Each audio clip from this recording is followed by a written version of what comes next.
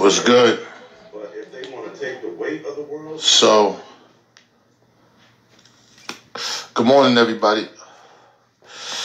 I need y'all to take this conversation because we about to talk about a few things right now. I don't know if y'all seen the Chronicles of the Rough Riders last night, but we're going to talk about that. So I'm going to give everybody a chance to get on. We're going to talk about last night. So last night, the Rough Riders, I guess they did their, shout out to the Rough Riders, D, Y, Kiss, Locks, X, everybody over there. They did their 5-part series, and I knew that this part was coming up about the situation that happened at the Fleet Center. Okay. So I didn't really get to see everything, but from what I seen on Twitter and from what people told me, they explained what happened, the beef between that night between the Locks and the MadeMen. The MadeMen was my group. Okay. We're going to talk about what happened. All right. We're going to talk about what happened. I'm going to tell you what happened from my point. All right. There's 3 sides to the story. There's his side, and then there's the truth. All right. So I'm going to tell y'all exactly what happened. So we was on a tour with the Rough Riders. I was with a group called the MadeMen. That was my group. The tour was the Rough Riders, Cash Money, MadeMen, and sometimes it was even 50 Cent. 50 Cent was opening up for us at the beginning of the tour. Imagine that, right? That's when he first came out. All right. So the tour was going dope. This was our first big tour. At that time, the tour bus, I paid for our own tour bus. I paid for our tour bus. You know, we had an album coming out, but most of the tour was paid by me out of my pocket. You know, I was getting money with the Source magazine, and, you know, I had the money to do that. All right. So we're on tour. We would be opening up for Cash Money, then Rough Riders would come on. The tour was going dope. But the way it went was, there was a promotional bus. Def Jam had a promotion bus. And the promotion bus would go to the city before we get there. Before the buses get there. Like, everybody had their own bus. Rough Riders had a bus, Cash Money had a bus, and we had a bus. All right, this is when Cash Money first started out. I think this was like their first big tour. And I'm sure Rough Riders probably already toured, but this was a big tour for them too. All right. We did a bunch of the cities. Everything was going good. You know, the groups really didn't know each other too well. So we would see each other downstairs, like in the, you know, like when you're on tour and you have your dressing rooms, and these venues downstairs would kind of be small in all the venues. There would be little hallways with rooms. So everybody would have their dressing room leading up to the stadium. Okay.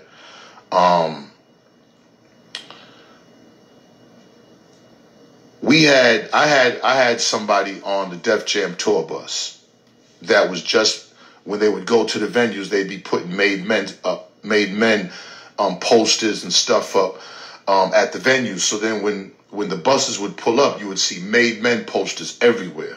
I mean, I had shit lit, you know what I'm saying?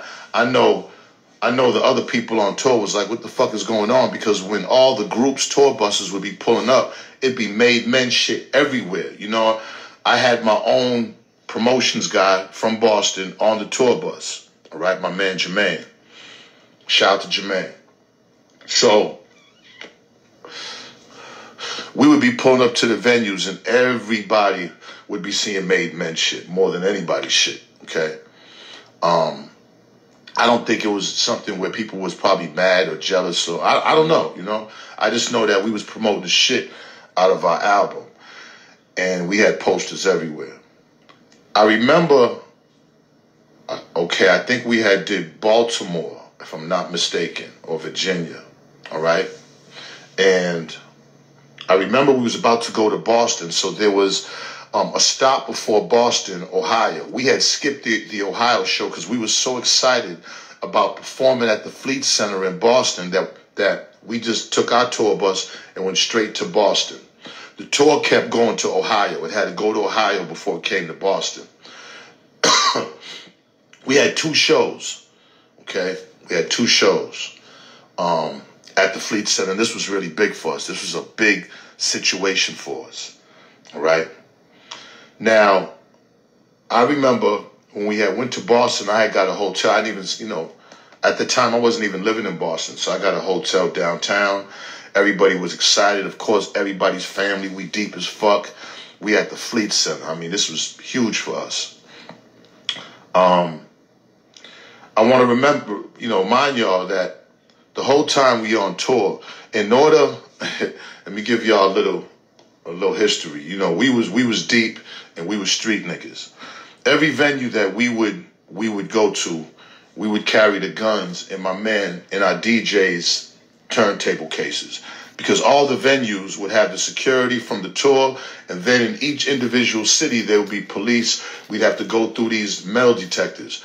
We brought our guns through the DJ equipment, inside of Jeff's DJ equipment, for the whole tour. But we never had any problems with anybody. But of course, you got to be on point for anything.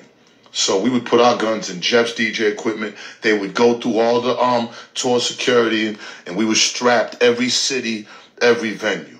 Okay. Want to get that straight. And Boston was different. Boston, we had a bad reputation. My reputation was horrible with the police and with the city. So that night in Boston, well, anyways, let me go back. So I'm at the hotel. So I get a call saying that Jermaine got kicked off, had problems in Baltimore, I think it was, and he got kicked off the tour bus, the Def Jam tour bus. And it was over some chick, and it was over allegations of rape, and it was crazy. Like, we're all in Boston, like, what the fuck is going on? So we had to fly Jermaine in, all right? We didn't know what was going on. But I know it wasn't no rape. I know it wasn't it just was a lot of different stories. So we wanted to speak to Jermaine. So Jermaine got there. Now, mind you, the rest of the tour is going to be coming in the next day. Jermaine came in and said, look, this is what happened. Jermaine said at the city that he was in, he was on the tour bus, on the Def Jam promotional tour bus, all right? On the Def Jam promotional tour bus. This was my promotions guy that was on the promotional bus that would hang up flyers everywhere before all the other buses get to the city. Remind you. And Jermaine was just a regular street nigga from Boston. You know what I'm saying? Ain't no sucker, ain't never did no sucker shit, none of that. Okay, so now, when Jermaine gets there, this was his version of the story. He said when he was in the city, there was this chick running around saying, where the fuck is X at? Where the fuck is X at? Because the story we got was that Jermaine raped DMX's cousin or some crazy shit. I knew that was bullshit. So when we flew Jermaine in, this was Jermaine's story. He said they was on the bus, on the Def Jam bus, and this chick had DMX's hotel key or some room key or some shit happened, all right? And she's like, where's this nigga at, whatever. Jermaine ends up getting the chick on the bus, ends up having sex with the chick. While he's having sex with the chick, another representative from the Def Jam street team that was putting up all the other street stuff had came up and seen the chick with Jermaine. He's like, yo, that's X's girl, whatever, some chick X. They ended up fighting. Jermaine and the street team nigga ended up fighting. They kicked Jermaine off. So now Jermaine is in Boston, right? Okay. Now we're going to speed up to the night of the show, all right? Now, mind you, again, this is Jermaine's story. I don't know what the fuck happened. Why would he lie about... I know what, again, the first story was that DMX's cousin got raped. And the second story is Jermaine saying how is this chick who had X's hotel key and was like, yeah, this nigga left me. And Jermaine ended up beating it down, well, having sex with her on the bus, got caught, and was fighting the nigga on the bus. So stay with me, okay? All right. Now, the night of the Fleet Center shows, we're at my hotel, which isn't too far from the venue. Now, we in Boston. So you know we strapped up for anything. We deep as fuck. If there was going to be a beef with us, it shouldn't have been in Boston because we was ready for anything. This was the problem. When we got searched this time going in Boston, it was the Boston police, the gang task force, the federal task force. They're all at the venue. This time we couldn't bring no guns in the venue. We couldn't bring no knives. We couldn't bring shit because we was getting extra searched in Boston. All the other cities, we probably did 8, 9 cities before Boston, we got extra searched. The tour's winding down. I mean, we got searched. Jeff's DJ stuff got searched, everything. So we couldn't bring shit in there, all right? So we at the venue. Now, usually we have rules to where all the other cities, once we finish performing, we don't stay around the venues. We all get together, we go to the hotel, and that's it. Nobody's sitting around watching the shows. There was one, I ended up watching one Cash Money show, which was dope. We got to see the helicopter and everything. That was dope. But we never got to see the Rough Riders until Boston. So we killed that show in Boston. I brought my son on stage. Ray Ray was about 7 years old. We killed it. We did this video called Holla Boston while we was there, different cities. And if you go on YouTube and go and put in Made Men Holla Boston, you'll see basically how lit it was at that show. That show was lit. We killed that show. We was proud of ourselves. Our families was proud. Everybody was proud. We felt like we finally made it. All the bullshit we done went through, we finally made it. Now, this is where shit got crazy. We was about 30, 40, 50 deep with all the group and then the group, the friends or whatever, all our niggas. So this time we decided to chill and watch the Rough Riders, the whole show. So after our performance, we sitting on the side of the stage, deep as fuck, 30, 40, 50, 60 niggas deep, all right? I'm there, and I just remember that Queen Pen at the time, all right, because I had a song with Queen Pen, and she was on some of the shows with us, and she would come on stage with us. Queen Pen came upstairs crying, and I was like, "Yo, what's the matter?" And Queen Pen, she's street, you know what I'm saying? She ain't no, So for her to be upset like that and crying, I was like, "What the fuck is going on?" She's like, "Yo, they downstairs. X is showing the top of where's this nigga Jermaine?" She has some picture. Where's this nigga Ray Dog at? Benzino, whatever, who's this nigga, blah, blah. So now I'm like, oh man, this must be about the shit with Jermaine. Okay. I grab Jermaine. I tell niggas, I say, look, I'm going to take Jermaine downstairs with a couple of niggas. Everybody else stay here. Because I knew if we went downstairs deep like that, it was going to be problems. All right? Because nobody knew what the fuck was going on. I just grabbed Jermaine, a couple of niggas, and say, y'all, wait here. I'm going to go downstairs with them. I'm going to straighten this shit out. We're going to find X. We're going to talk to... Because if this is over a fucking broad that Jermaine fucked or whatever, listen, this is bullshit. We're gonna straighten this shit out now. All right. Because I don't know where the fuck they got me and X fought over, bro. Like, or I was fighting over a bitch that X... That shit was a lie and bullshit on my mother's soul, okay? So now, back to the story. I go downstairs and remember when you in these venues, these little hallways are small. I see niggas. I see Ice Pick J, God rest the dead. I said Ice because I knew the Rough Riders. I had met D and Y. We had did songs with them kissing them. I really never interacted with X before, but when it came to the Locks and D and Y, we already knew each other. Okay, we did business with them. Everything was good. I'm in the hallway with Jermaine and I think 2 other guys. It might have been Jinx and somebody else, and and my brother Pork. It was my brother Porky. Just 4 of us. So we're trying to find X, but it's loud as fuck because at the time Cash Money's on, and all you hear is boom, boom in the music. You really can't hear too much. So I'm running around looking for X. Yo, anybody see X? We need to talk to X. I got Jermaine. Where's X at? Here comes Styles and them out their room. Like, yo, what up? What up? What up, Ray? Styles like, what up, my nigga? What Styles? What up, bro? Me and Styles are talking. We hugging. A couple more niggas come out with Styles. All of a sudden, all my niggas come. I don't know who told them to come, but all my niggas. So we deep. Now, They see all my niggas, here comes all the locks niggas. So they niggas, it's me and my niggas, and everybody's deep. There's 30 niggas on each side, everybody's deep.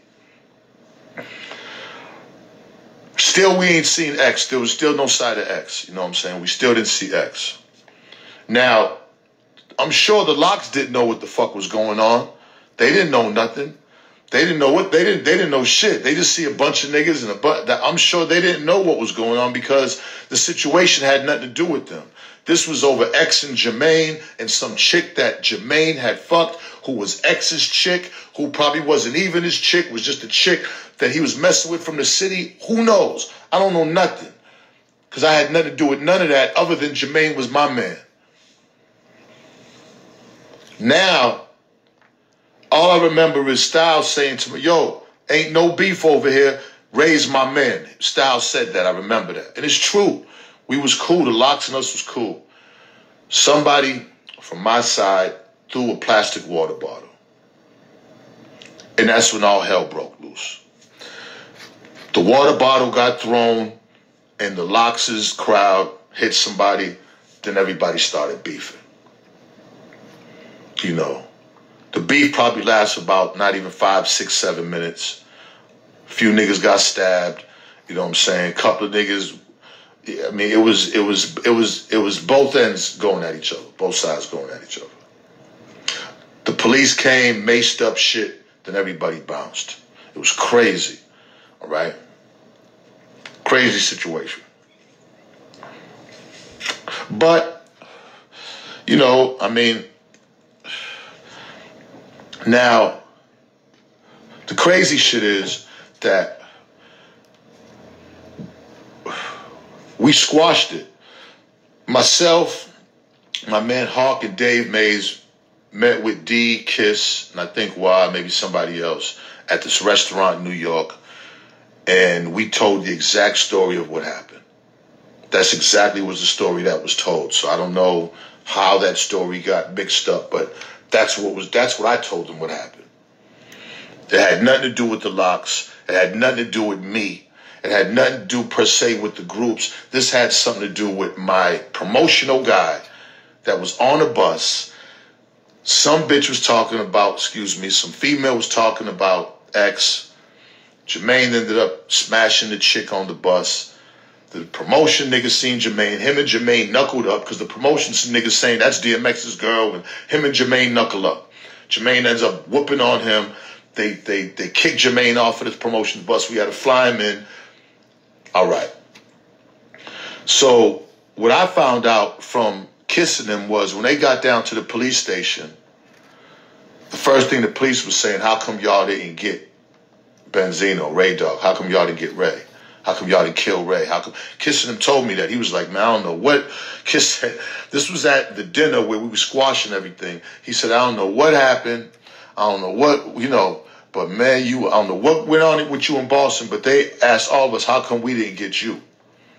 And, you know, I wasn't surprised at that because, you know what I'm saying, the Boston police have been on me for years. I'm talking since the 80s. You know, fuck them. And fuck what they told the Locks about they should have got me and all that. Fuck them, because as you can see right now, this is what we going through now with these racist motherfucking cops. All right, we're going to speed up now. So we squash it, everything cool, boom. All right. X still hasn't been no word from X about all this. Still. This went on for a while without X even mentioning anything. And after we squashed it with the Locks, that was it. It was done. I forgot how long later on I meets DMX. I'm in LA with a bunch of my niggas. We deep. And I'll never forget, I forgot his name, man, which is, I'm pissed. But it was X's man. He from Baltimore. I remember he was in the black Escalade. And I'm at the hotel. I forgot the name of the hotel. It's the hotel everybody, not the La Park, or it was some type of hotel that everybody went to in LA. Long story short. Short story long. He was like, yo, X want to holler at you. He's like, but only you can come. You can't bring the rest of your niggas or whatever. he was by himself. He said, I'm going to take you to the house where X is at. All right. I said, all right, no problem. I told niggas everything good. I got in the car by myself. And I just remember we going up through the hills and, you know what I'm saying, the Hollywood Hills, not the Hollywood Hills, the Beverly Hills. I think I was staying at the Beverly Hills Hotel, but my guys were staying at the hotel where I got picked up at. Or some of them was anyways. So now, I remember we pull up to this house. It's just me. And I remember we go in the house and I see two little pit bulls. So I'm like, yeah, we in the right house. Two little pit bull puppies. Beautiful dogs, man. Beautiful dogs. I remember it was Uncle Ray there. Uncle Ray's ex's uncle, or something to do with the Rough Riders. I think it was ex's uncle. Uncle Ray was there. A couple of, I think it might have been Ice Pick there. I just remember it was just a couple of people there. So we go in, plus the driver, who ended up getting real cool. I just forgot his name and shit. So that's my bad. So I'm waiting for X to come down, you know what I'm saying? So we come down, X comes down and shit. What's up? Yeah. So, what's up, bro? Say, you play pool? You want to play pool? So I was like, all right. So we start playing pool and shit. Play about 6-7 games of pool. We don't mention nothing about nothing. There's still no mention about nothing. I'm by myself in this house. Nothing. We playing pool. Everything good. Offer me, some food, some drink. Everything cool. After the pool games, he's like, yo, come on down, come on. So we go downstairs to like his garage area, and he takes the cover off that old car that had Aaliyah. It was like a car that he had got done up. It was an older car, but the shit was dope. It had the painting of Aaliyah on the front hood. I was like, oh man, this is dope, yo. He was like, yeah, this is my baby. And you know what I'm saying? We talking about cars and shit. He's like, come on, you want to go for a ride? Now, this is at night. You know what I'm saying? I said, all right, fuck it. So he gets everybody together. We ride him. So he got 2 or 3 people following him. I'm in the whip with him. We driving. He starts flying. We on Wilshire, flying. I mean, you know, he you know, I don't know if he's trying to scare me because I drive fast as fuck too. Everybody tell you I'm the crazy driver too. So, yeah, I don't, you know, I'm just like, okay, this is dope. Let's go. Go faster. Shit. So we ended up getting pulled over and shit. We ended up getting pulled over by the police. They noticed it was X. It wasn't too much. They let us go. We ended up going to Sunset Strip to this bar that's a famous bar up there, like kind of like a bar. It's like a bar really for white people, but it's a huge, huge place on Sunset. And it has this mechanical bull thing. So pool tables are there. We playing more pool and shit. We drinking. You know, I don't drink too much, so I had a couple of sips of something and maybe some ginger. I really don't get drunk like that. I get too emotional when I'm drunk. So anyways, he said, you want to get on the bull? I'm like, nah. Come on, get on the bull. I'm like, nah. So I'm not getting on that shit. You know, you get on that shit and it goes crazy. Like, nah. Come on, get on. Okay. So I get on the fucking bull. Throws me off in 5 seconds. I'm on that shit, throws me off in 5 seconds. Quick, fast. He gets on, he's riding, everybody's clapping, they love X. He rides and shit like, yo. I'm like, okay, I see you. That was it. He says, yo, we're going to get together tomorrow in the morning. Going to get together early. That was it. I ended up leaving, going back to my hotel. They left. The next morning, driver comes, picks me up. I meet him at Hobbytown, this place called Hobbytown. You race cars? You don't do the cars? I said, yeah, well, you know, these are these hobby cars, but remote control cars, but the ones you put gas in them, like the real dope ones. So, man, we racing these cars. We doing the car thing all day. So still nothing. We don't speak nothing about what happened. It's the craziest shit. So now he's like, well, we're going to go studio. I said, studio? Okay, shit. Hell yeah, let's go to studio. We about to do some music with DMX. This is dope. Or I don't know what's going on. So we go to the studio. So now we in the studio. I forgot what studio it was. I remember L.T. Hutton, the guy that directed Tupac's movie, and Daz Dillinger had something to do with something. I forgot what it was. Like they was producing something. But the song was produced by P. Killer. He had his producer P. Killer there. So I'm like, okay, we about to do a joint. This is dope. So I remember the shit, he had the hook. The hook was like, lean on me when you're not, but it was like that. It was called Lean On Me or something. So all of a sudden, the dude from Jodeci walks in. I swear to God, I am not making this fucking shit up, bro. The dude from Jodeci walks in. I get him mixed up. I think this was KC, like the slim one. Or I think that's KC or that's JoJo. Whatever the slim one was, that's who walked in. So he's walking, he's like, yo, what's up, man? And, oh, man, I always wanted to meet you, Source Magazine, and yeah, I haven't heard about y'all, and boop, boop. So he's in there, and he's singing to the beat. Whoa, whoa, whoa. And I'm like, oh, this is crazy. Like, this is fucking nuts. You know what I'm saying? So he's asking me my last name, Scott. He's like, yo, you know the Scotts in North Carolina?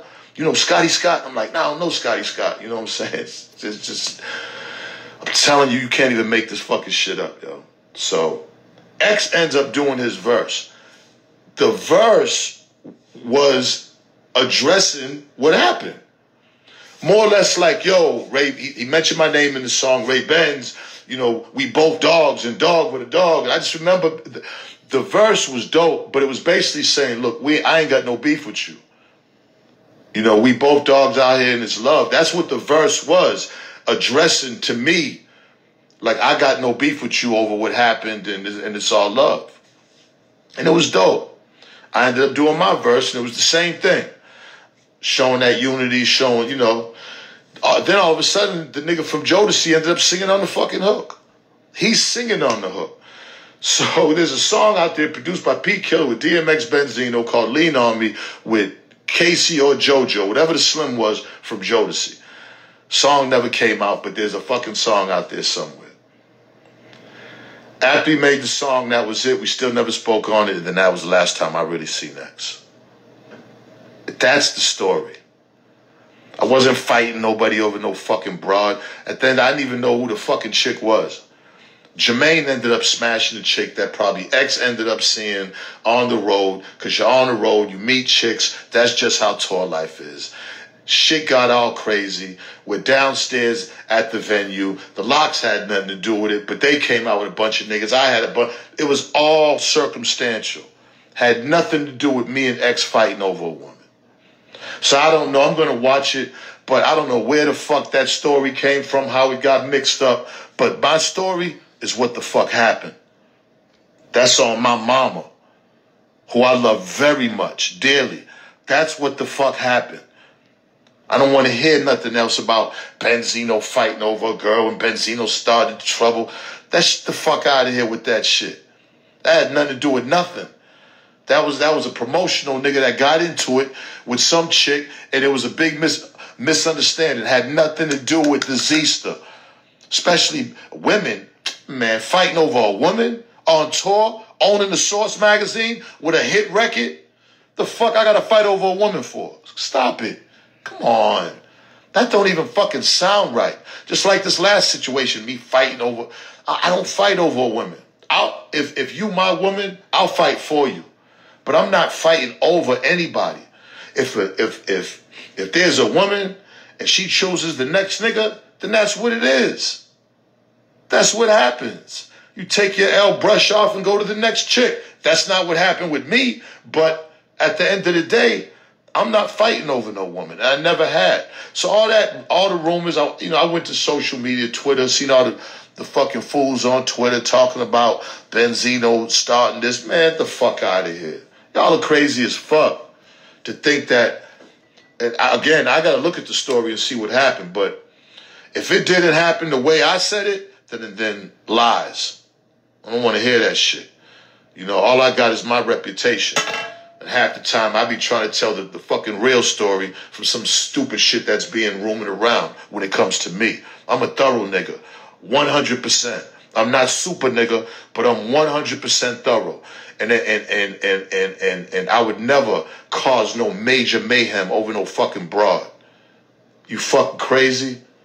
So I hope one of y'all tape this. so y'all can pass it off to the blogs, because this is the true story of what happened between the Rough Riders and Made Men. All right?